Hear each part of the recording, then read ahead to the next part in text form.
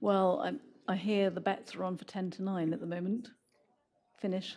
What time does Greg's open, leader? He will know. Greg's will be shut in an hour and a half. No, what time does it open for breakfast? Jeff was asking. Mm-hmm. We are now live. Excellent. Okay, thank you very much, ladies and gentlemen. And we are apologising for the interruption, which was caused by a fire alarm going off and us having to evacuate the building. So if anybody's watching online, that's why we disappeared from the feed for a few minutes. Well, quarter of an hour.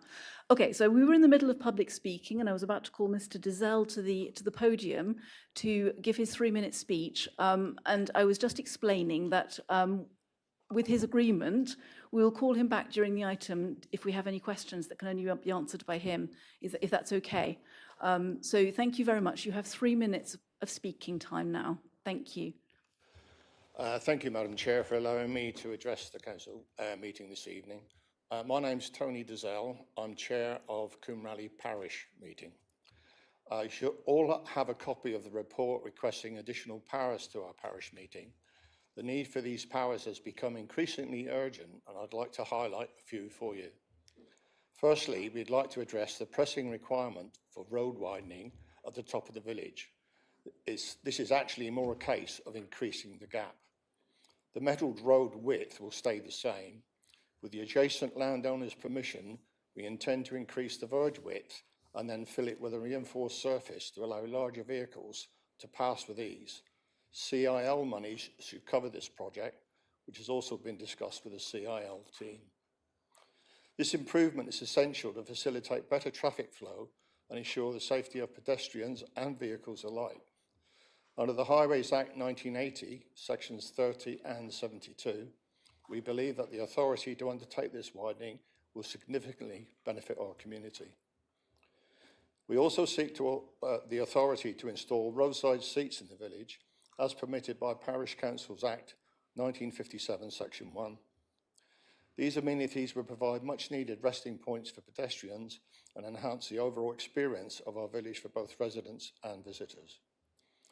We'd like to obtain authority to plant trees and shrubs and maintain roadside verges as outlined in the Highways Act 1980, Section 96. This time of year, we have an annual problem with overgrown verges, particularly between the village and Clapper Bridge. This is dangerous for both vehicles and pedestrians and needs to be regularly trimmed, albeit at a cost. This initiative will not only improve our village, but would also contribute to the road safety, environmental sustainability, and improve the overall quality of life for our residents and the good people of Hollington, many of whom walk or run along Clapper Lane to our village. We believe that granting these additional powers, along with the others that we've asked for, will empower our parish meeting to make significant improvements to our village, ultimately fostering a safer and a more welcoming environment for all. I wish to assure the meeting that if we are granted the additional powers, we will take the responsibility seriously. Coombe Rally's parish meetings are well attended, often with 30 to 40 parishioners who fully engage in the open democratic process. As a parish meeting, we are not able to adopt a member code of conduct. However, in November 2024, we established a set of standing orders and will abide by them. We appreciate your consideration of this request and look forward to your positive response.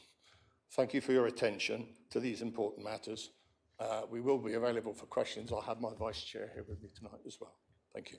Thank you very much, Mr. Dizelle, and thank you for sticking absolutely to time as well. That was quite impressive. Next, in public speaking, we have Mr. Robotham, who's from the CWU Union, who wishes to speak about motion, which motion is it? 3? On letterboxes, I believe. Mr. Robotham, you have 3 minutes, please. Thank you. Thank you for the time. It's a pleasure to be able to stand here this evening. Normally I'm doing something like this 7 o'clock in the morning to a number of postal workers, so this is new to me. I'll try and keep to 3 minutes. I know you're quite strict with things like that. So as mentioned, I'm from the Communication Workers Union. As it stands, we cover just over 110,000 postal workers walking around the streets of the UK, obviously including this district. I've been asked to talk on low-level letterboxes. With that, it does kind of accumulate into animal attacks. We have recently had one 2 weeks ago in this district where a postal worker nearly lost an arm. I'll just let that sink in. That is kind of what we face on a daily basis, and it's on the rise. We first called for this action back in 1958. It has started to take a lot of good positive traction. There is a Parliament bill going through at the moment, again, which is quite pleasing for me to be invited to somewhere like this to be able to talk about it. Not just dog bites, animal attacks. Obviously, we got the mosquito injuries that can be presented from bending down to the low-level letterboxes. Postal workers do have sacks on the back. They can be very heavy. They are getting heavier and heavier by the day. Yeah, so like I say, the main purpose is to ban the low levels. We want them kind of mid-rift. This won't just sort of help postal workers. This will also help the NHS, the police, the courts, in reduction of the cost of such injuries and the dog attacks, prosecutions. There's a lot of cost benefit to this reduction. A Court of Appeal ruling in 2022 set a UK case law which presented for prosecution of dogs attacks at letterboxes. So that is law, that is in place. That will then benefit this motion. Again, we've been calling the government to swiftly introduce the relevant legislation. So this sort of motion would help get that through, hopefully. I'm mindful of the time. We've got many MP support. It's high up on our agenda. Like I say, this first came out in 1958, so it's really welcoming to have this discussed today. The latest available data shows that Royal Mail postal workers had 18,000 back-related injuries and absences since 2021-22 when this was all being recorded. So obviously that is going to keep rising with these low-letter letterboxes. And again, I'll go back to dogs, especially in this area after the last couple of weeks. The latest statistics show there were 2,206 dog attacks reported on Royal Mail postal workers in the year to 31st of March 2024. That was an increase of 15%, and we average about 42 attacks every week, and many of them are linked to letterboxes. Ms. Rowbotham, thank you very much. And I think that any of us who deliver village newsletters around our communities can probably sympathise quite a lot with some of the aspects of what you just said. So thank you for your intervention, and I hope you enjoy the debate later, if you're able to stay. Okay, moving on to agenda item 5, which is matters of urgency. There are no matters of urgency on today's agenda. Announcements from the Chair of Council and Leader of Council. I don't have anything to say apart from I hope you, because we shall not see each other again in this formal situation until October, hopefully, that you have a lovely summer. I'm going to see if the Leader has anything he wishes to say. Leader? No, he also has nothing. He's uncharacteristically non-verbose at this point. Excellent. Right, moving on I've got swiftly. something to say now. I mean, okay. Right, confidential and exempt items. There is one item which we will consider in part B, which is with the exclusion of the public and press. But we will get to that bit at the end of the agenda. Right, agenda item 8, questions by members of the council. Now, all these questions have been submitted in advance and have received a response. Do the questioners wish to have any follow-ups? Councillor Hughes, I note that you're first and you have several. Do you have any follow-ups? Yeah, many thanks, Chair. Yes, please. Given the acknowledged deterioration and the longer-term aspiration to replace the railings, I'm wondering if the portfolio holder could actually explore interim options such as facilitating a community-led restoration effort by providing the paint and materials for volunteers to undertake non-structural refurbishment. This could help actually improve the visual appeal in the short term and reinforce local pride and alleviate pressure on the capital programme while awaiting a decision on the 26-27 bid. So that was question 1, Councillor Hughes, wasn't it? Councillor Young, do you have any answer for Councillor Hughes? We will certainly look into that, Councillor Hughes. I can think of a few issues with painting the railings by individuals not under supervision. So no, there could be a few problems, but we will see what we can do. Okay, Councillor Hughes, do you have a follow-up on question 2? Yes, please. And I welcome the Council's commitment to supporting vulnerable residents through its anti-poverty measures and recovery procedures. However, given that enforcement remains a significant escalation, would the portfolio holder consider formally publishing the data on referral timings and outcomes, particularly for the cases under 28 days, to ensure transparency and promote public confidence in our approach? Thank you, Councillor Hughes. Councillor Hawkins, this is yours, isn't it? Are you able to answer this question? I'm happy to ask for more information from relevant officers and then provide a written response. Okay, I hope that's enough of a follow-up, Councillor Hughes. Next up, we have some questions from Councillor Goodman. Now, Councillor Goodman, do you have any follow-ups? So can you tell me which question it's about? All of them. Okay. Can we do them one by one, maybe? Yeah, number 3 first. First of all, thank you very much for the long and detailed response. Your answer is indicating you are intending to give discounts to clubs. If this is correct, and knowing that clubs currently renting for a season or half season do provide community-based activities, why did you not introduce this for the coming season to prevent clubs potentially having to increase membership fees to pay for the increases? Councillor Hookway, I believe. Yes. Councillor Goodman, could you put your microphone off, please? Thank you. Well, thank you for your question.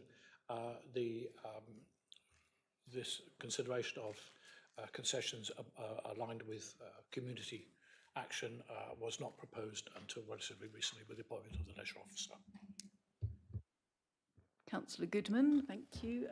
Do you have more follow-ups? Well, I'd like to come back on that, but I won't. I will go on to 4. All members understand the importance of setting a balanced budget.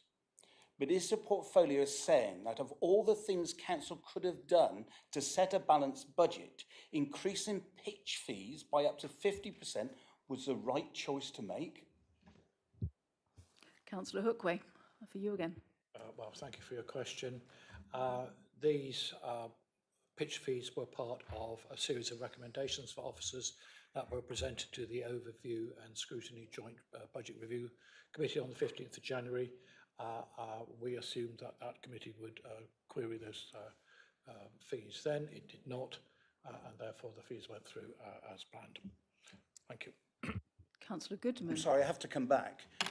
Councillor Hookway fully knows that it was discussed at the joint meeting, and there's an email to show him when it was discussed, and it is on tape. There's no question of it. It was discussed, and officers were asked to go away and look at it. Okay, I That's believe the what was leader said. may have an answer actually at this point. Well, the difficulty is that that which is discussed and that which is resolved by any committee are two different things. With the greatest respect, Leader, what the portfolio has just said, it wasn't discussed. It was discussed. That's the point I'm making. We must be transparent in this council and be honest. Well, we are utterly transparent. Well, we are live on YouTube right now. Well, I hope our residents out there have heard this. So my next question, Which is question 5, yes? number 5. Okay. Can I ask the portfolio, is he actually suggesting the fees could go up by even more next year? Councillor Hookway. No, I'm not suggesting that.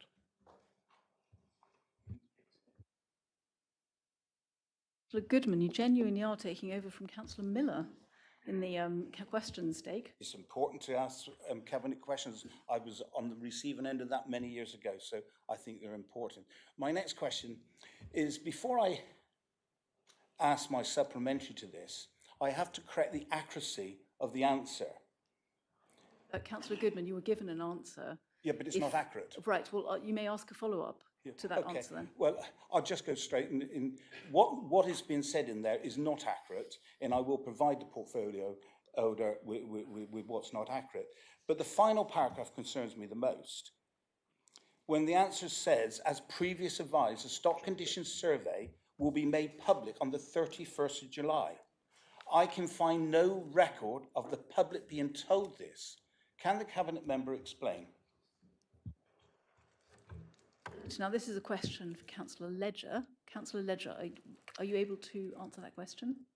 Yeah, of course, Chair. So, as has been previously explained at a number of occasions, especially to Councillor Goodman, whether that's private, public, in committee, in person, or via email, this has been explained to you on multiple occasions. The stock condition survey would be made public with a report to the HRB.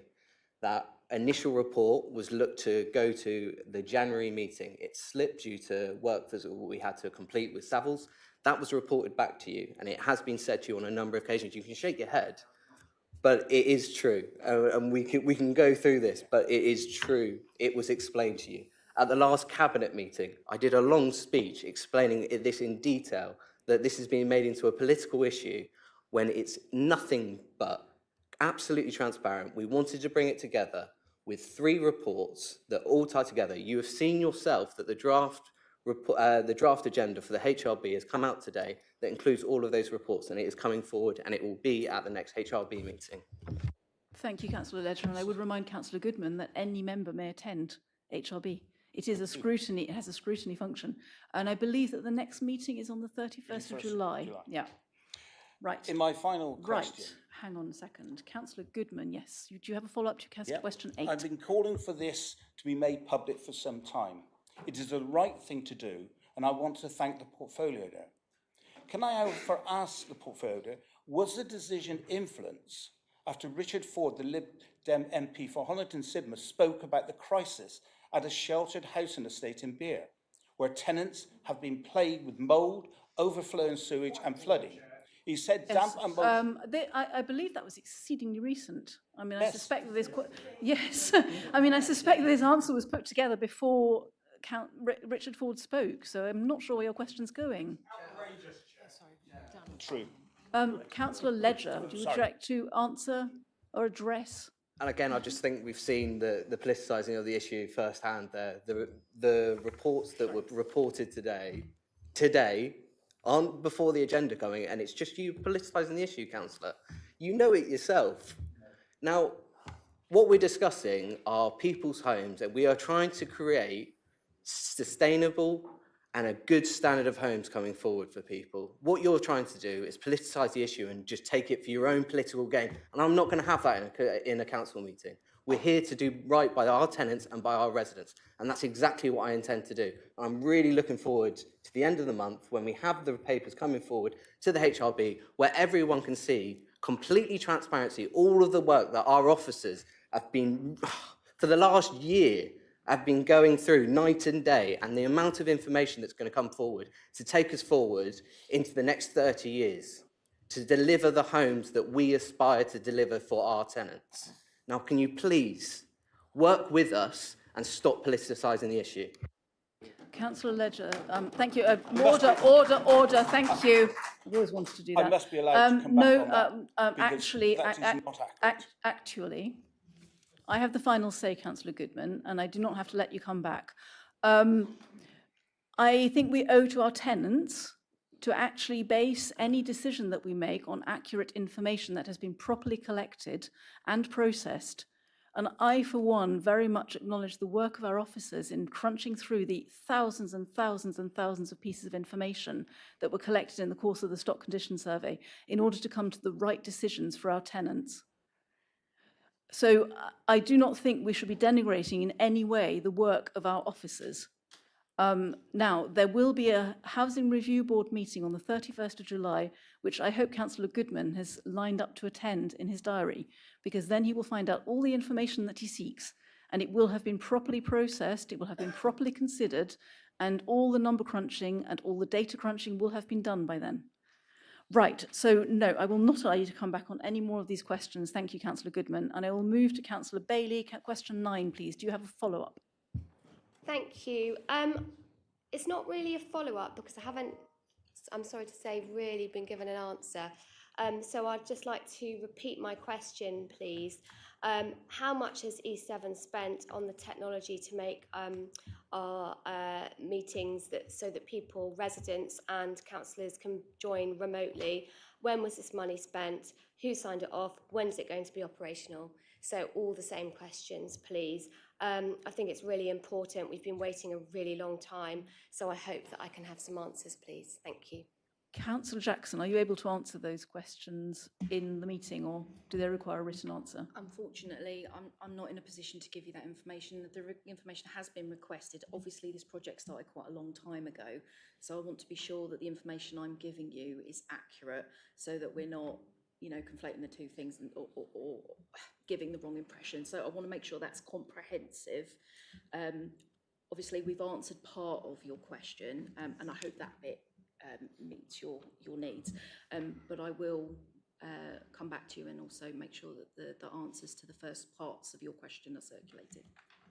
Thank you, Councillor Jackson. Thank you. Question 10, Councillor Barlow. Do you have a follow-up for Councillor Yes, I Jackson? do, Chair. So it's just to say that 14 weeks has passed since we were asked for, or Councillor Faithful asked actually, for the system to be looked at. And while I understand that our party has had people join it, and that changed the numbers, the system you were looking at doesn't change. You still have to work out the system you're going to use. That's the whole point of it. So the numbers are irrelevant, and I just wonder why it takes 14 weeks to work out how to do something and then put it into place. I know everyone's busy, but this is quite important. It might not be important to the DA or the leadership, but to a little party on the side that we're trying to be opposition, it does make a difference. I think I do probably know the answer to this, and that's that sometimes the percentages will yield parts of an individual. Now, I don't know whether you want to put forward half a person for a committee seat, but it's actually a lot harder than it may look from a distance. I don't know who I can throw this one over to, whether it's going to be, yeah, Councillor Jackson, please. I can come back to you in part, and our monitoring officer might be able to also add to it, but this isn't an exact science, and I think it's probably an unfair comment that the DA don't care, because we do, although it's fair to say that we're not overtly affected by the issues with political balance. That is the smaller groups that are affected, but each of the smaller groups have their own requirements and are interpreting the methodology in different ways. So it's really important that we get that right. And of course, the change in political balance throws that up in the air again with the additions to your group. And I have to say, before this question was raised, I wasn't aware that Councillor Bonetta had joined your group. So I wasn't in a position to follow up either. But perhaps the monitoring officer can provide more if that's not sufficient for you. Thank you, Councillor Barlow. Right, moving on swiftly from that to agenda item, and we'll get there in a moment, 9. Thank you. So these are all the reports of all the meetings that have happened since the last time we met and past meeting minutes. These are all the ones without any recommendations in them. Are there any questions on any of these minutes? There are quite a lot of them. There's probably about 15 of them. Are there any questions on any of these sets of minutes? I don't see any hands up or any questions wishing to be asked. Councillor Faithful, please. I guess I have an issue with the strategic planning meeting, but it isn't one on this list. So do we have to wait till the next full council meeting? Yes. Are there any more questions on any of these minutes? You'll have to ask the question in the meeting at which it appears, Peter, is the answer. Right, there are no called minutes, as far as I am aware. And I'd like to thank Councillor Faithful for raising that, but yeah, next time, October, you'll get your chance. So we are noting these minutes, and we will move on to agenda item 10, which is the request for powers from Coombe Rally Parish meeting. Melanie and Katie are going to present the document, and then I will seek a proposer for the recommendation. And then you will have a chance for a debate, and you will have a chance to ask Mr. Dizelle questions if you wish. So Mel, over to you, please. Thank you, Chair. Katie has done all the hard work on this, so I'm going to let Katie present the report, but then we'll jointly sort of answer any questions that members may have. Okay, Katie, over to you then. Thank you, Bo. Yeah, so as you know, you've obviously heard from Mr. Dazal to give a bit of a background, but we've effectively received a request from Coombe Rally Parish Meeting to confer on them some additional powers. So a parish meeting by its nature doesn't have any of those powers to start with, so they do have some very limited powers. But there is a piece of legislation that provides that we as the District Council can, on request, confer on them any power that a parish council has. So that request has come forward. We have done quite a bit of work with Coombe Rally to look at those powers. Originally, the list of powers they were requesting from us was a fair bit longer than what's being presented today. So we've gone through those with them to sort of narrow down what they really need at this point in time. And as Mr. Dazal has presented a bit of background on those for you. So it's a case of this council deciding whether or not it is happy to confer those powers. One of the things that we have looked at is that, of course, a parish meeting, it doesn't operate in the same way legally as a parish council. Therefore, it isn't subject to the same democratic process or legal controls. So it's probably, you know, a need to find a balance between a parish council. We don't. A parish meeting can't be going too far to act as if it was a parish council, but the legislation definitely provides for this to be done. There are examples of it happening in other parts of the country, but those examples are fairly limited. So I've got lots of information from the research that we've done, so happy to answer any questions that members have got. Thank you, Katie. Members will have read the report. I think if you have any questions for Katie or for Mr. Dazal, it may be the time to ask it. I don't want to go into debate just yet, but I think if we have questions, it might be a good time to ask them. If you need any clarification or anything, Councillor Faithfull, please. I would like just a bit of clarification. The subject we're talking about is a parish meeting as opposed to a parish council meeting. Is that? Katie. Yep. So a parish meeting doesn't actually have elected representatives, but the members of the village will meet together to make decisions in a less formal way, but nonetheless about the same sort of things.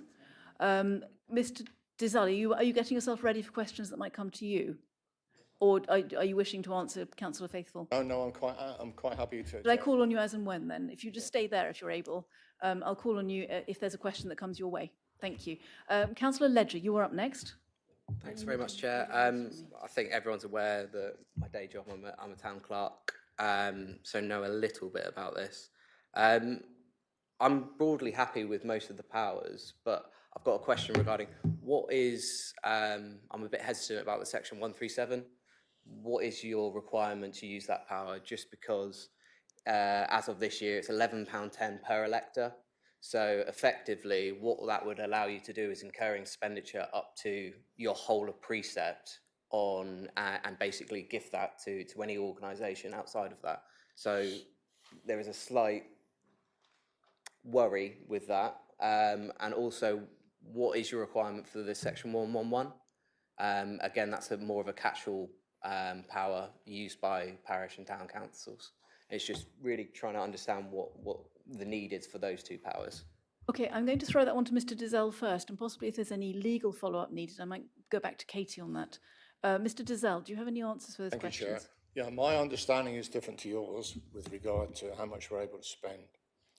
We have 210 parishioners in Coombe Rally, or in the area. And my understanding is that we can only spend something around about £2 odd figure. So actually, the figure that you're giving is different to that.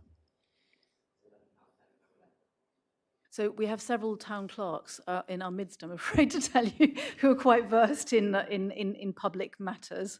I have no reason to disbelieve Councillor Ledger whatsoever, so there may be a discrepancy there. Councillor Hayward, do you have anything you can supply? Because you're also a town clerk. Somebody still has a microphone on. Okay, thank you. Thank you. I suppose the first one is just to correct something Councillor Faithfull said, because for a lot of members, this just seems like a minor thing, but it actually isn't. And Councillor Faithful, you said the difference between a parish meeting and a parish council meeting. That's not the issue. It's a difference between a parish meeting and a parish council. A parish council meeting is a meeting of a parish council, but it's not a parish council. There's a legal difference between the two, and it's covered here. Just for absolute clarity, because words do matter when you're discussing things like this. My question, if I may, through you, Chair, is I've read this with interest. Is really, why doesn't Cwmreli just become a parish council? You've said in here you have a active community coming together. Well, that sounds like an active parish council. You could just create a parish council, have 5, 6, depending on what the CGR says. All your parishioners could come to that meeting and play an active part. You could even change your standing orders to say you'll take a straw poll if you want. But it's never legally binding, but you obviously want to engage. It just seems a very convoluted way to gain these powers, which, as my colleague says, especially 137 is the power of last resort, when you could just have all these powers by being a parish council and effectively still serve your community the same way. I'm sure there are reasons. I'd just like to hear them, because you are using East Devon District Council time, and this is what we're here for, because we are the statutory authority. And I genuinely would like to know why. Thank you. Thank you, Councillor Hayward. Mr. Dizelle, are you able to address that? Yeah, very good question. Just to give some background, I was elected as chair in May of 24, along with my vice chair and a clerk. Previously, my background has been parish council, vice chair as town council background, and our clerk is a qualified clerk, albeit she does the job on a voluntary basis. When I moved into Cwmreli and saw a parish meeting, it was a whole new aspect. And it's been debated as to whether we would move to a parish council. One of the reasons we get 30, 40 people to a meeting is everybody can have a say. With the parish council, you elect your council members. People can attend that meeting, but it's the councillors, a bit like yourselves here this evening, that vote. What happens where we are is that we have a debate.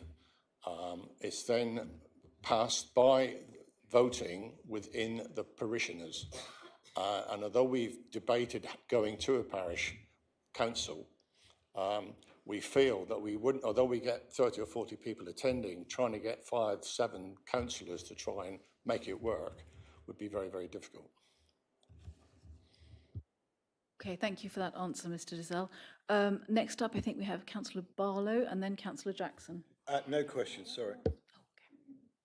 No, you don't wish to speak. Okay, so Councillor Jackson and then Councillor Arnott, please. Yeah, thank you. I feel similarly to Councillor Ledger with respect to section 137. My understanding is, as has been presented, it's considered the power of last resort. So it's usually where there isn't an existing power already in place that would allow spending on whatever the subject happens to be. I guess my issue here is in applying this in this situation. Does this open it up beyond the limited amount of powers we're talking about, which mostly I have no real issue with,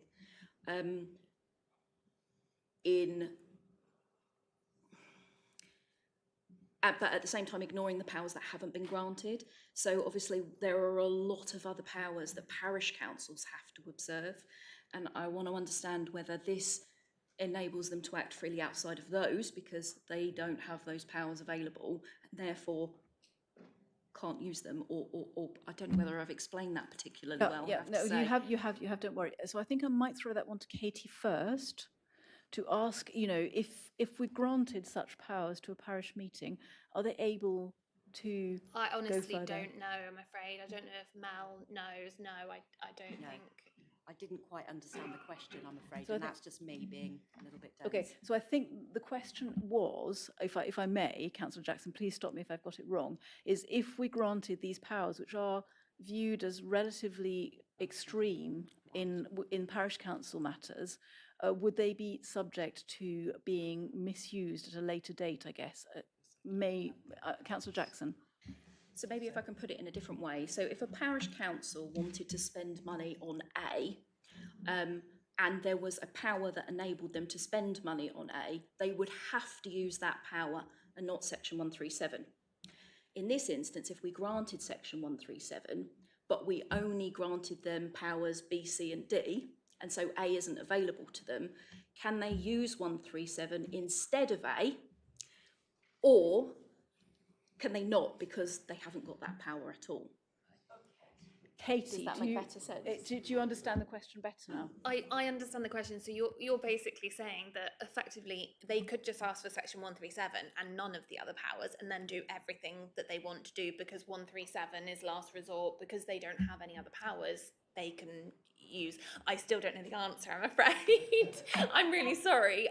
None of the research or anything that I've done has given any clarity on that. There is very, very limited information out there. There's no guidance.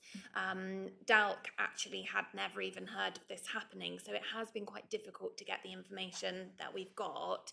I'm not 100% sure that we could even find the answer to that. No, I was just going to reiterate the same. So this is based on 1972 powers, and there is very, very little guidance and information out there. So we contacted the LGA, who referred us to one of the reports that went to another local authority, which was really helpful. But apart from that, there is not very much out there at all. There's no real guidance. So I'm not sure we can fully answer your question. I apologise.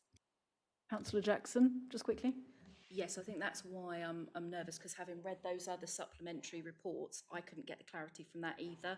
And I think given that that framework is in place for parish councils, that's why I'm apprehensive about widening it without a full understanding of what the implications might actually be, specifically just with that section item. Oh, sorry. Okay, so I think that we're not going to be able to get an answer to that one very easily, because there's not very many examples of this at the moment. Now, I think in our list, hopefully we're not getting too jumbled up. We've got Councillor Arnott and then Councillor Loudon. Thank you, Chair. I'll be very brief. Thank you, Mr. Dizelle. So I believe you were elected Chair according to the documents in May 2024. I think that's correct, isn't it? Okay. So it looks from the documents as if there was no published agenda for that meeting in advance, and that when the parish meeting arrived in the hall, so to speak, not everybody necessarily knew that you would become the chair by the end of the meeting. So what processes do you have, or are you proposing to have, to publish agendas? Because that is one of the most critical, almost sort of Bible chapters of any. So when you were elected in May 2024 as chair, no agenda had been published for that parish meeting. Is that correct? Well, in which case I don't need to ask anything else. Thank you. Okay, thank you, Councillor Arnott. Councillor Loudon, you're next, please. Well, this is a school night, isn't it? Really, we're all learning as we're going along, by the sounds of it. I have sympathy for what is being put before us. I can understand why a group of residents want to take this forward. I just sit here a little uneasy. Monitoring officers confirmed to us that we're looking at this. We're having to take this on board based on the 1972 Act, and that there's little guidance to help us when we get a request like this. And if I then turn to the end of the report, under the heading Other Parish Meetings in East Devon, and until I received this report, I didn't know there were such things. Now I learn there's 4 others in this district. My anxiety is, I think this is the first to my knowledge, that's come before us. Therefore, we're assessing this almost on the hoof, as it were. And if we were to receive requests from any of the other 4 or all of the other 4, do we have a protocol? Do we have a methodology for trying to assess them in a methodical and consistent way. And I just wonder whether here, for good or bad, I make no comment on this, we're setting a precedent that we may or may not regret. And I'm just wondering, and I appreciate that colleagues in Coombe Rally won't necessarily want to hear what I'm going to say. Is it an appropriate point that we just take this off the table for the moment and then try and look at this in the round? Particularly given I'm hearing questions being asked. There's a difference of interpretation from the chair of the parish meeting to one of the members a minute ago, and I don't know who is correct, or maybe they're both correct or both incorrect. And then officers are saying, well, we have little to go on in order to give us proper guidance. And I'm wondering whether we are jumping into something that, once we've done it, can we row back from it? And if we can't, you know, money is involved here, public purse money, and I'm just nervous. That's all I will say, and I make no comment about the validity or otherwise of the request. I mean, I am feeling a sense of unease in the room. If it can allay some of your fears, though, Councillor Loudon, I do believe that some of those other parish meetings have too small a population to qualify for a parish council in the first place. But I share your concerns on some issues. The point is, they may come back and ask for the same sort of powers, and we've just had the questions asked about the use of them, and I'm not sure we've had that answered sufficiently. Then we've also had the question about what does this mean in terms of financial terms, and again, different interpretations. I mean, I do think this is a question I might refer to Mr. Dizelle, actually, or his vice chair, about how you'd see the exercise of these powers that people in the room who are quite rightly slightly nervous about them might pan out, how you'd see them being exercised. Sorry, Chair, I missed that question. So the two particularly worrisome items are the two, the two at the end, which are the extreme powers that, in a parish council wouldn't need to be used, except if there was essentially an emergency. So I suppose the question that I'm hearing from the room really is, how do you see those powers being used? Because an ordinary parish council has got some limitations on how it spends public money. But if you were to be spending public money entirely using essentially emergency powers, what would be the limits on that? How would you spend that money responsibly? We've had a build-up of funds because there's been a precept when the whole of the parish, so the chair, vice chair and clerk, when we were elected, there was a build-up. None of us had a background to parish meetings, so almost in a throwaway comment, I suggested that we find out what they were. And when it came back as to what our powers were, they were extremely limited. And effectively, the funds that we have, we cannot spend. So even things like, clearing out road verges, drains, signage through the village, all those sort of things, we're not able to spend the money we have. If we were given the power to give grants, there's only two potential areas that would go to, which is the village hall and maybe even the church. But anything in the village is done by a vote. As I said earlier, it's done by we don't have councillors, it's the village itself that votes on it. So the money would be spent in the village. Yep. Yeah. I take your point. I think people are a bit uneasy because I think a lot of us have a background in parish and town councils, and so I think we're struggling to get our heads around it. I think I'm going to ask Councillor Ledger to come in at this point because he does know quite a lot on the powers. Yeah, so, Chair, just to reiterate, powers A through H, I'm completely happy with, and I'd be happy to propose those tonight because they seem very sensible. It'll allow them, Coombe Raleigh, to do what they need to do. It's I and J that I don't feel are necessary. And even though the Section 137 was given to a parish meeting through Durham, I believe it was, I'm still not 100% sure if that was actually a legal decision. It's actually reading the legislation, it seems like it was ultra vires, because under Section 137, it defines what a local authority is. So even though we can give them the power of Section 137, because the local authority is defined under Section 137, I'm not sure that a parish meeting would be able to utilise that. And I'm not sure if that's something that Durham have really looked into when they've made that decision. And I would be hesitant to make that decision tonight based on that one example. So could I propose, Chair, that we grant those powers, the last two that we discount for now, but we ask officers to take those away, gain a bit more information, and if it is required, that those can be brought back. You can bring forward another request if you are desperate and you feel that you need the Section 137, and we can consider it at a later point. Hopefully that then brings it all into the round, and if other parish meetings want to get involved, we can bring it back at the same time. It's something that we can reach out to them for. So what I'm hearing is an amendment. We've got quite a few people on the list to speak, as you can probably imagine. Peter, you've already spoken. Councillor Brian Bailey, can you make it snappy, because I think this is going to be a long one. We're still in the question phase, I'm afraid. Councillor Bailey. Very snappy.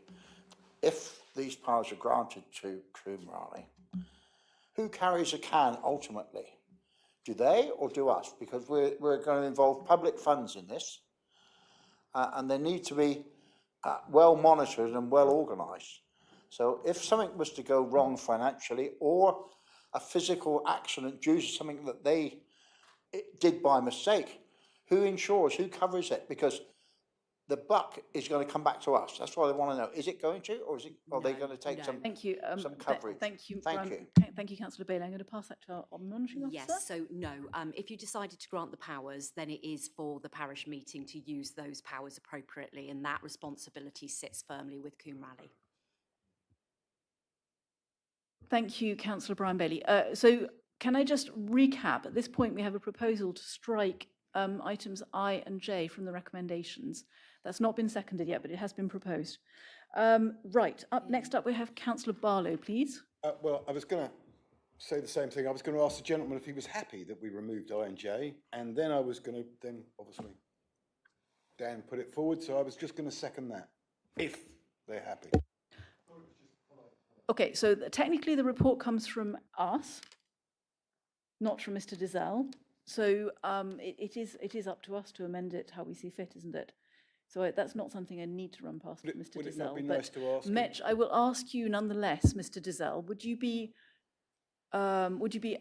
you accept that because there is a considerable unease about the last two items, that we maybe look at those later and strike those two from the report at present? And grant the other powers if council is minded to do so. Is that something you would accept? Yes, I think that's very acceptable, Chair. I have no problem with that whatsoever. As long as we can come back to them at a point in the future, that's fine. Okay, thank you very much, Mr. Dizelle. Right, now, next up we have Councillor Arnott who wishes to come back, and then Councillor Howe. Thank you, Chair. I find myself in the unfortunate position where I can't agree with Councillor Ledger, and so there's a question for Mr. Dizelle. Sorry, sir, there is a question for you. So Dan has put forward that we're okay with A to H, but G and H are very chunky, aren't they? Because you're seeking the right to acquire and provide buildings for public meetings. That's G. And, well, but at the moment, I think on the amendment, I think that's included, isn't it? So I'd like more detail on why you need that power. And on H, allowing a contribution by way of a grant or loan towards expenses incurred by a voluntary organisation. Well, what type of voluntary organisations? Is it the local church? Is it the Scouts? But I'm particularly interested in this buildings thing. Why do you need that power? Okay, Mr. Dizelle, so I think maybe if you could maybe give some concrete examples of the kind of projects you have in mind, that might explain better, because I think the words on the page are alarming people at the moment. I suspect the word acquire may be alarming Councillor Arnott, because what does acquire mean? Does it mean buy? Because that comes with a whole load of responsibilities and duties and... No, we're not looking to buy any property at all. Okay. But basically it allows us to, we use the village hall as a meeting place. So effectively, we need to have the ability to go into the village hall and use that as a meeting house and you know, pay the village hall, because it's a charitable trust. So we then have to pay them for rent, etc., and everything else. So that was the only way that we could see that we needed to use that. And the next item, H, about voluntary grants to organisations. What sort of organisations do you anticipate that being? Yeah, historically, by mistake as well, because the previous people didn't understand the lack of powers that they had. So what they were doing was that they were making, for instance, grants to TRIP, because that is used in the village. Well, that would be nice to continue that, because it is actually used within the village. And without the ability to do that, we wouldn't be able to support TRIP as we have done historically. We do have part of the parish meeting powers is to look at clock repair. That is something that we do have. But that would need maintenance to this, so there could be a grant given to the church for specific work in the church. There is a war memorial inside the church, and again, if that needed work, you know, that's where that would come in. Right, I believe that several of our existing town clerks might want to speak onto this. Councillor Ledger, is there anything you'd like to say to that? So with G, they already, to a parish meeting, you have the power to provide parish property. That's just an ancillary power, and I don't see that being an issue, just because it just allows them to set up public meetings and assemblies. So those two go together with the Parish Meetings Act. With H, any form of grant would be classed under Section 137 to TRIP. So this is specifically for recreational facilities, and it wouldn't be applicable to organisations like TRIP. So you wouldn't be able to do that without Section 137.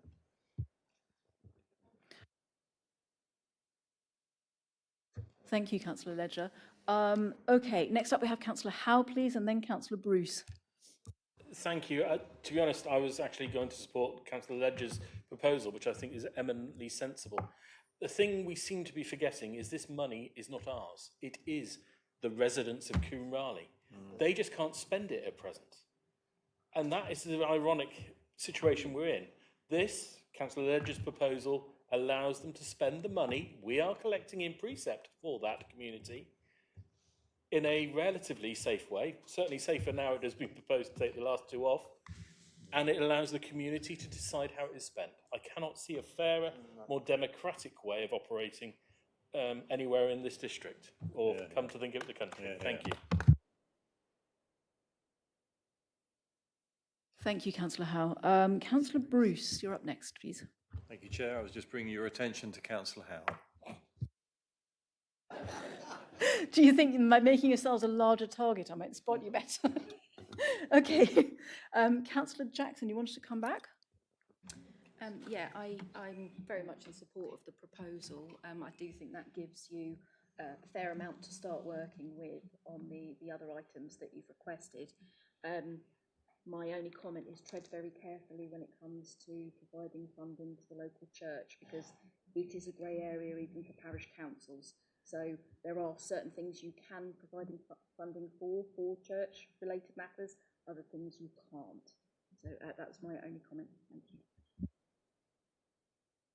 It's now quite complicated to spend public money, and I think that's what is alarming people slightly when looking at this report, is that each of us who sit on parish and town councils are aware of how complicated it is to spend money, and I think it's alarming people on that basis.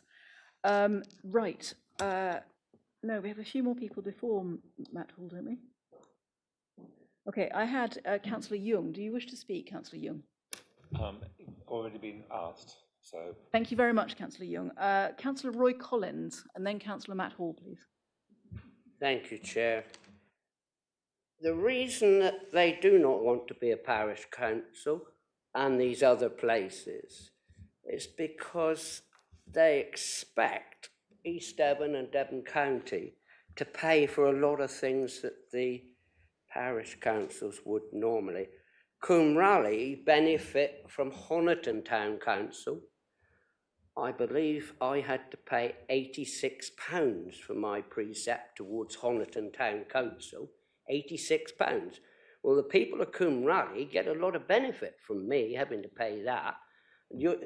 Dan Ledger says that they're only going to be paying £11 for their parish meeting. Councillor Collins, For I their would not parish like, precept. I would not like to second guess the village of Coombe Raleigh's intentions on this. Yeah, I'm reliably informed that Coombe, well, do you represent Coombe Raleigh? You do represent. Okay, Coombe Raleigh have their own precept, Councillor Collins. So, £11 we heard. yeah, I mean, the amount is fairly irrelevant. They do actually precept. It's They are not, because precepting authority. they come into Honiton and have the benefit from Councillor Honiton Town Collins, Council. Councillor Collins, each of us who lives in a village with fewer facilities than the nearest town will be doing this.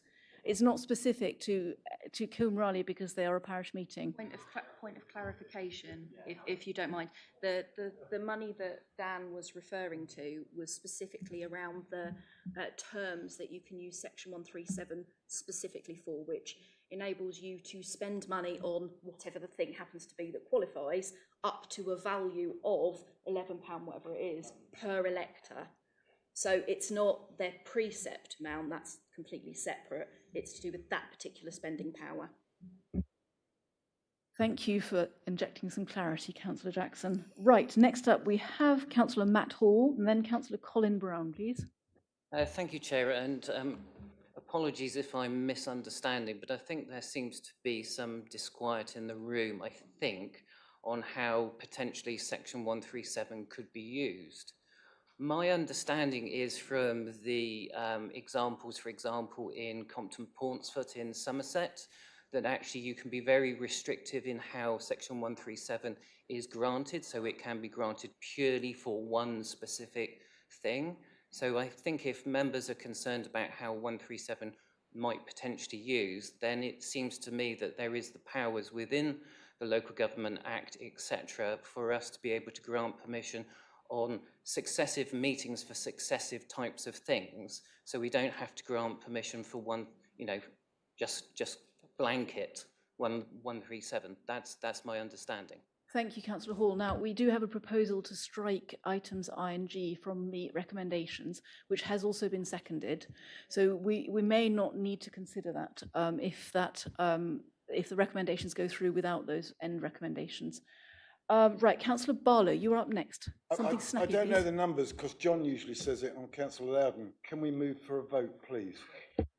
Right, okay. So we have a proposal to amend the recommendations. It's not repetitious, is it, Councillor Faithful? You're not going to repeat something that's already been said, are you? But you said you said we were still on questions, and now we've never had a chance to speak. We are still on questions. We are absolutely still on questions. So But we actually now have to vote if on we a... haven't had a chance to speak, I do not support we going to a vote without having a chance We're to not speak. going to a vote on the full that's motion. what We're going the to a vote proposal on was. the amendment at the moment, which is to strike, because I think we'll have a better debate once people's fears are slightly allayed. Oh, Councillor Olive. Oh, he's looking at me very askance. Chair, I'm not sure if this is a point of order or not, but I don't think the original recommendations were ever moved. I think you have a proposal of everything except the last two. Okay, right. Exactly what I was about to say, Chair. Thank you, everybody. In which case, we may now go into debate. Since all of the recommendations, apart from the last two, have been moved and seconded by Councillors Ledger and Barlow. So, does anybody have anything they wish to add or debate? Oh, Councillor Wibley, please, and then Councillor Davey. I'm not sure how other members feel, but that did feel a little bit like a debate to me. And I think the questions, it's been asked that the question be put. Can we do that, please? Councillor Wibley, desperate to get home, I understand. Not Right. Not at all, not at all, Chair. Okay, It so just- we I have just had a think I'm saying proposal to what's put going the on in the question. room. Thank you, Councillor Wibley. I actually concur, and I think we're going to put the question now because we still have quite a lot of meeting to go. Councillor Fitzgerald. We haven't tidied up the issue of the word acquire being Section G. Councillor Ledger supplied the information that actually it's a fairly routine word to use for hire rather than. That is the power that, so if in future they were to gain enough precept and funds to acquire a village hall, then they would be able to. But I think with the money that we're discussing with 210 electors, they would need to be charging a significant amount over a significant period to gain enough funds to buy a village hall. Councillor Jackson, is it germane?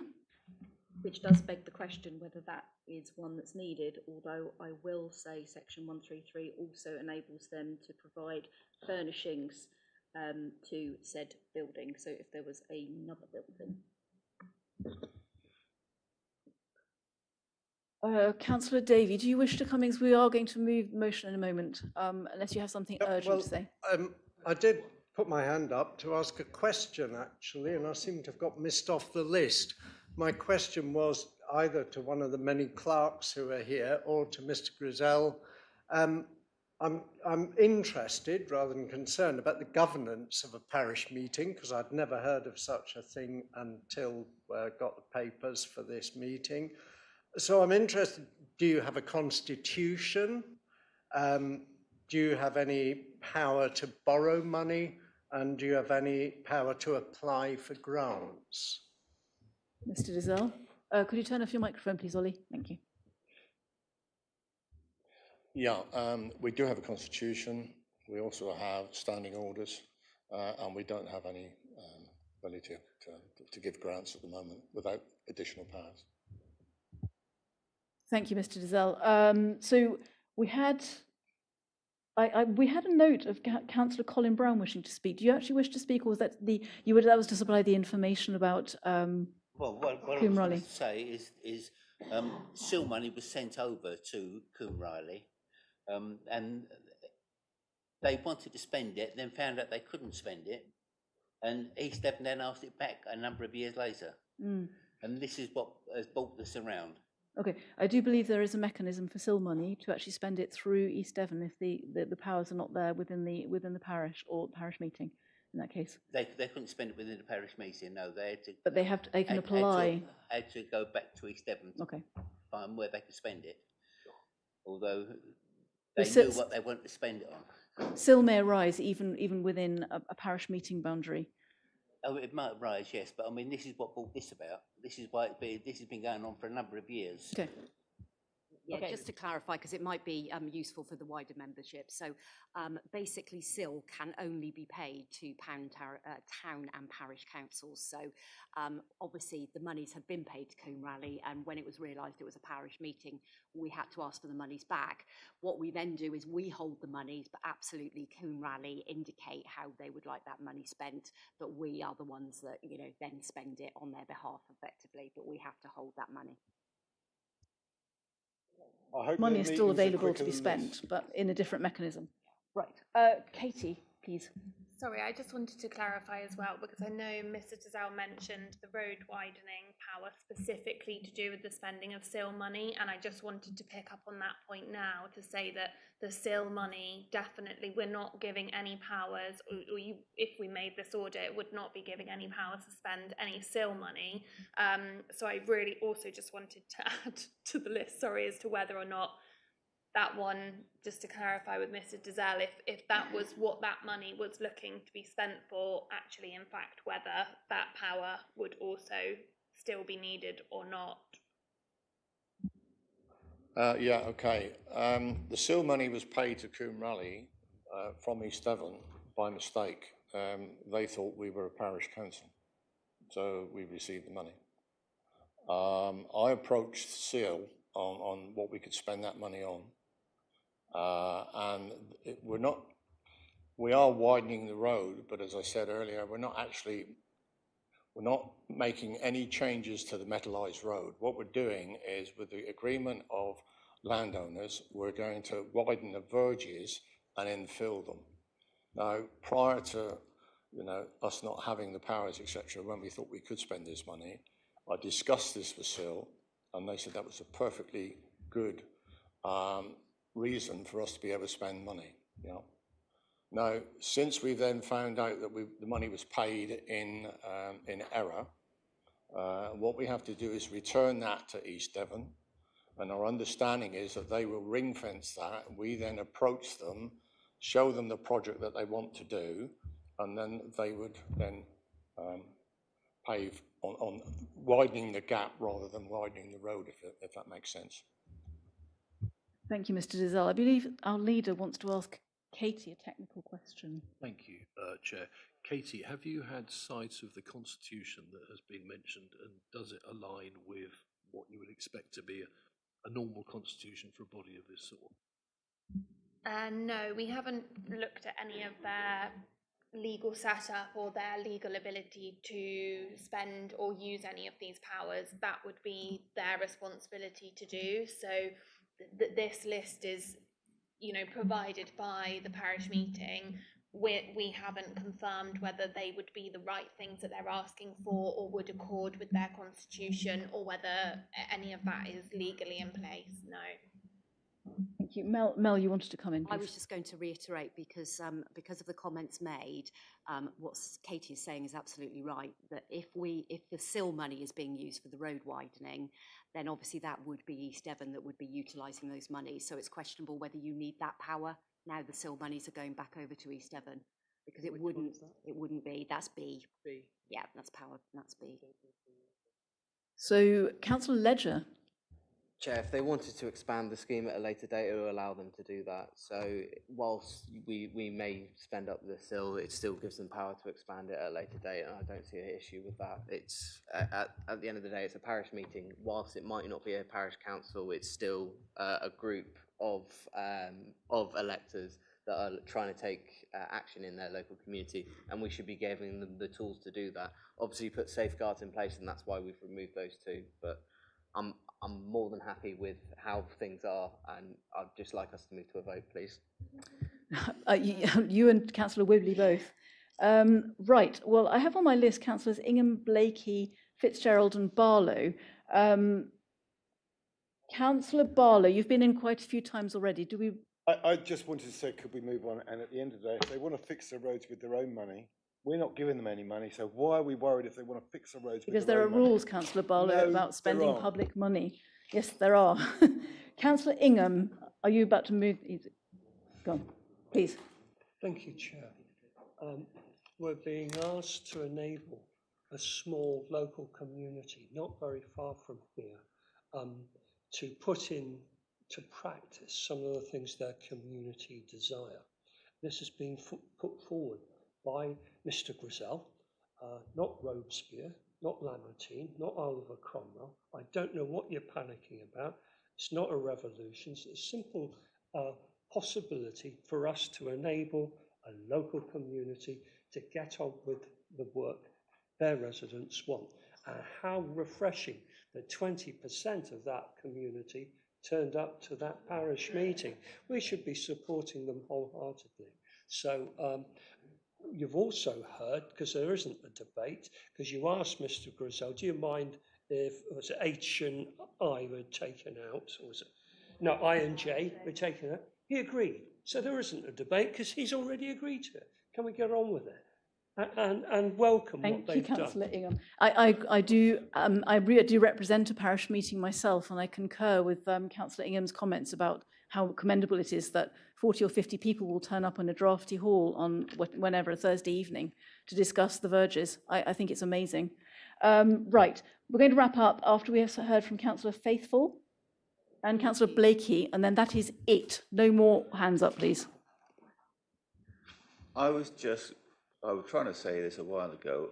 For some of us who are not got their, this is a rather strange concept that we're talking about, whether we could take it away and have a further proper discussion where we've got a bit more time. But if you don't want, that's... I think we've built in adequate safeguards now that please the town clerks among us and the people who are actively involved in parish and town councils who are feeling a little unsettled. So I think we'll probably not do that, Councillor Faithful. Councillor Blakey, take us away. Yeah, thank you, Chair. I shall try to be brief. Regarding the road widening, just for clarification, we're not the highway authority. So am I right in believing that by giving the power that's requested on point B, that all we were doing is essentially giving the power to the parish meeting to approach the highway authority, which would be Devon County Council, to get the approval for the road widening scheme, regardless of where the money's coming from. Is it right that they would actually have to approach Devon County rather than us for approval of that scheme? Thank you, Councillor Blakey. Thank you. Mel? Again, there's not a lot of detail around this, but ultimately, obviously, no one should be doing works on a highway without the consent of the county council. So I imagine that's something that you're very much looking to be doing. Absolutely. Mr. Dizelle? Yeah, if I could just explain that to the meeting. We have a very tight pinch point at the top of the village. So one of the last properties, we call it Edwards Close, but it's not a close, it's just two buildings. And people park their cars in the road as they've a right to do so. And anything bigger than a transit van, with the white van coming down there, hits the bank the other side. And as a result of that, it's moved the bank back slightly. And there's now, with the milk lorries coming down, there is quite a depression in the road. Okay, we understand, but I think the question was, are you aware that you have to be in touch with highways? If I could just explain that. The other side of that is a hedgerow, and both bits of land are actually owned by different people. We've got agreement to infill one side and reduce the hedge and replant them behind, so effectively removing the hedge. We understand, Mr. Dills. We do understand, but we are also, I think the question is, are you aware that you do have to be in touch with Devon County Highways? Yes. About any work to their road? Okay, that's fine. Okay, fantastic. Thank you very much, everybody. I think we can actually go to a vote now. Right, so just to be very clear about what we're voting on all the recommendations of the paper, bar the last two, which we're not comfortable about and which we are going to discuss at a later date. And Mr. Dizelle, you're aware that that's also what we're about to vote on, yes? Okay, thank you.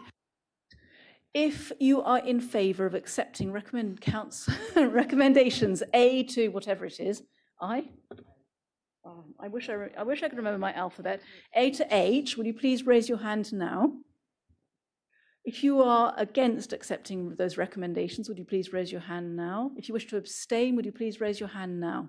Right, that is largely carried. Thank you very much, everybody, and thank you for your patience and forbearance, Mr. Dizelle and Vice Chair, whose name I'm afraid I missed.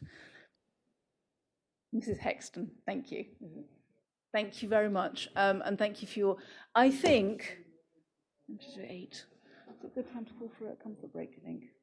Okay, I perceive that we've been going for quite a while and we still have quite a lot of meeting left. So I think we should probably go to a 5-minute comfort break at this point. So can you please be back here in 5 minutes precisely? Thank you.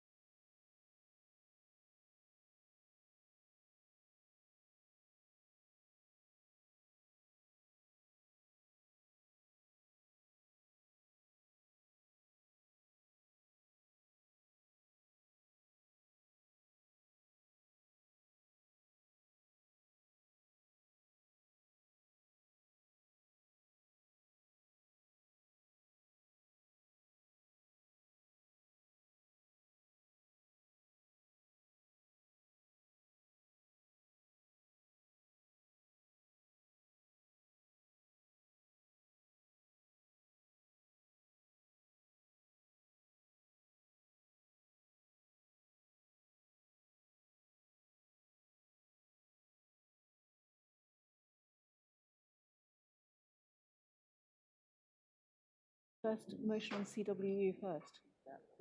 Should I reorganise? Okay, and then just.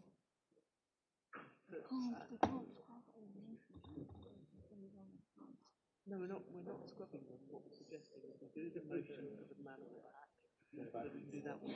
Then we go to.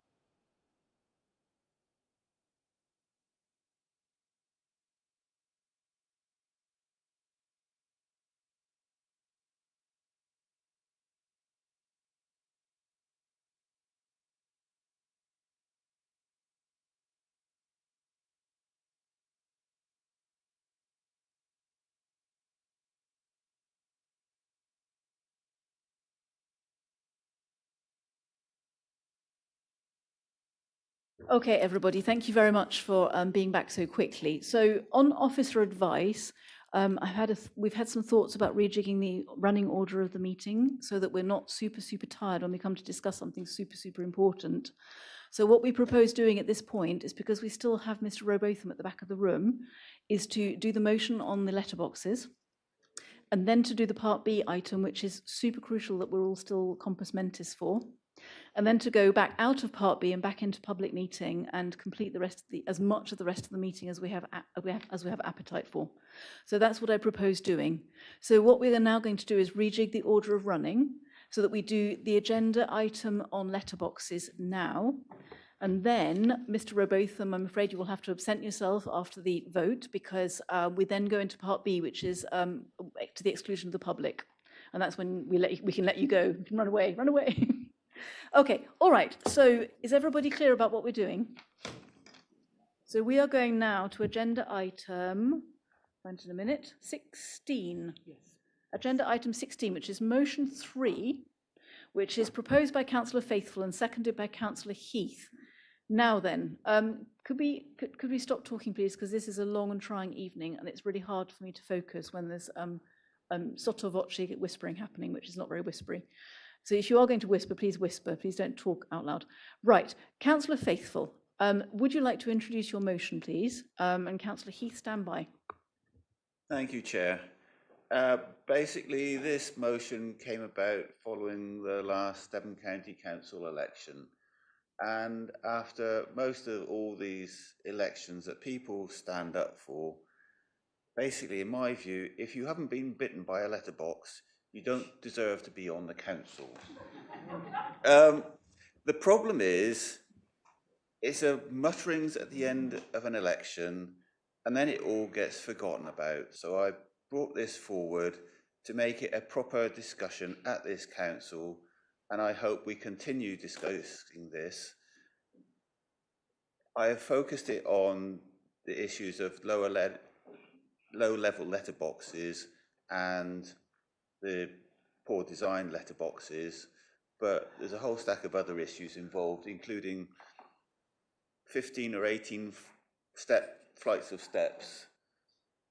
Go next door and you've got another one, and think a little bit in architectural design, but that's completely a slightly different subject. But can we keep these conversations going, and whether it's about addressing it at planning level, putting out emails on our, not emails, posts on our Facebook, whatever, just to encourage people. We can't decide how other people, when they fit a new door, but we can encourage them to think about it. If government do something, that's something else, but can we just keep this conversation going? Thank you, Chair. Thank you, Councillor Faithfull. I think any of us who have been out on leafleting will sympathise with your accessory comments as well. But can we just focus on the low-level letterboxes for this one, please, because this is the one we're talking about. Right, now, Councillor Heath, would you like to speak now or a bit later? I'm happy to speak shortly, just a brief conversation. No. When I was canvassing against the esteemed leader, and congratulations on getting in, by the way, and I mean that, I did more squats going down to low-level letterboxes than I ever did at football, as a footballer, to be honest. And it does crucify your back. I totally get what the trades union representative is saying and support him entirely. Thanks. Thank you, Councillor Heath. Now we have supporters, Councillor Bethany Collins, Jenny Brown, Jeff Young and Chris Burrup. Do you have anything you wish to add to this? Would you like to come in as and when? Oh, Councillor Collins, please. Thank you, Chair. Yeah, it's just to say, I mean, obviously we can all sit here from a selfish perspective and say, obviously, we don't like getting bitten by letterboxes, despite our efforts with a wooden spoon to poke leaflets through doors. You know, it's it's no match for some of the springs in these letterboxes, but we do that, you know, every however many years in an election cycle for a short period of time. You know, our posties are out there doing that day in, day out in all weathers and with all sort of beasts behind the doors. Obviously, I mean the dogs, not the residents. And so I was more than happy to support this because I think we need to do everything we can to support the people that are out there doing their best for us in all weathers. Thank you, Councillor Collins. I must say that I do redraft the Royal Mail every single time I go out campaigning. Does anybody else wish to say something? Councillor Burrup and then Gazard, please. Thank you, Chair. I supported this because it just appears to be eminently sensible. I read the British Standard that was associated with this, and I'd recommend that if we could, then we could incorporate it in the design proposals for future development. But in any respect, I'm fully supportive of this. Thank you. Thank you, Councillor Burrup. Councillor Gazard, please, and then Councillor Rickson, and then Councillor Brian Bailey. Thank you, Chair. I'll be quick. I fully support this motion. I think it's something that's long overdue, and obviously it does.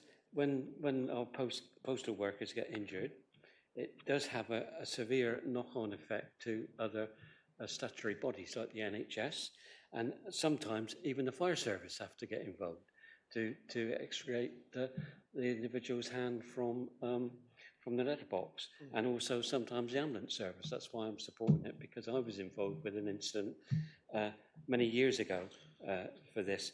But I think, as has been said, it needs to be done at the early stages of developments now, and it should be in planning law that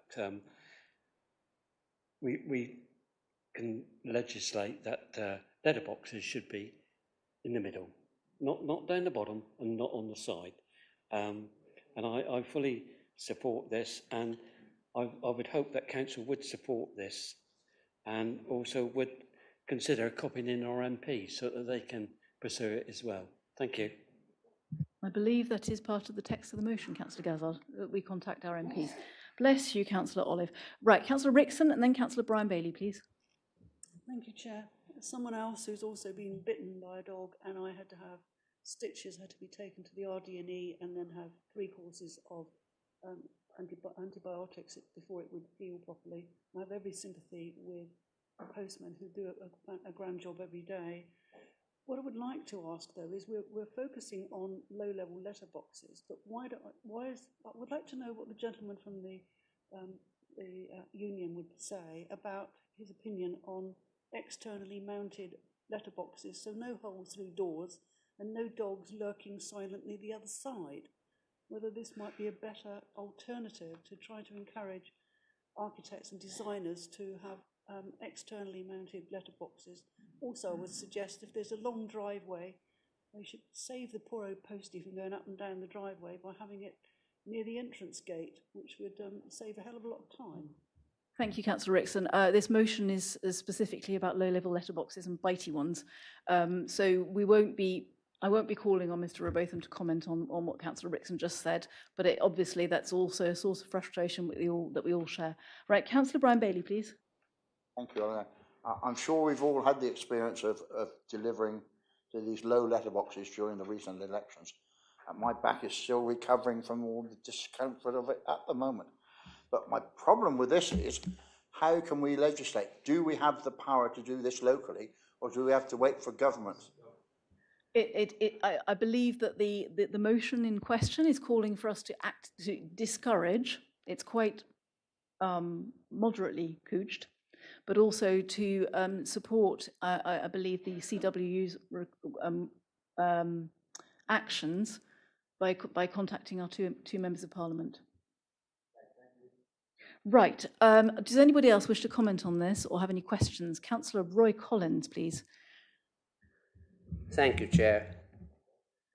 I give up leaflets many, many years ago. I fought the general election in 2005 and county council elections. I've done 3 elections now with no leaflets whatsoever. And no door knocking either, because people don't like being disturbed when Coronation Thank you, Councillor Collins. Street's on That doesn't really EastEnders. address the problem of the low-level letterboxes. I will support it because I do feel that the postmen are a valued members of the community, and we need to support them. Thank you. Thank you very much, Councillor Collins. I'm minded to go to a vote on this one now because I think we're all going to be very much of a mind on it. So if you are in favour of the recommendations in this motion and would like to vote in favour of it, would you please raise your hand now? If you're against, would you please raise your hand now? And if you would like to abstain, would you please raise your hand now? And that is unanimous. Thank you very much, everybody. Thank you for your presence, Mr. Robotham. I'm afraid I'm going to have to ask you to leave now in the nicest possible way. Thank you. Thank you very much for coming and talking to us. Right. I'm now going to hand over to our Vice Chair, if she is willing.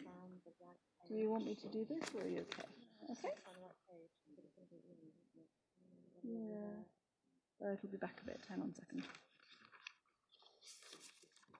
Yeah, that's the bit. Right, I'm going to move the following resolution: that the press and public are excluded from the meeting under Schedule 12A of the Local Government Act 1972 on the basis that if they were present during the business to be transacted, there would be a likelihood of disclosure of exempt information within the meaning of Schedule 12A to the Local Government Act 1972 as the information relates to the finance or business affairs of any particular person. Right, so Andrew will tell us when he has switched off the live feed. Oh, sorry, of course. Okay, if you are in favour of going into... I'll second it. You proposed, I've seconded. Right, I'll propose from the chair. Right, if you're in favour of going into Part B, would you please raise your hand now? If you're against, would you please raise your hand now? And if you want to abstain, would you please raise your hand now? And that is largely carried. Thank you very much, everybody. And Andrew will tell us when we are no longer live. Are we going to tell the people we were coming back later? Yes, so we will be back after we've done this. If you're still with us, members of the public, and I commend you for that, we will be back in an undeterminate amount of time to conduct the rest of the meeting, the business of the rest of the meeting. So we'll see you in a bit.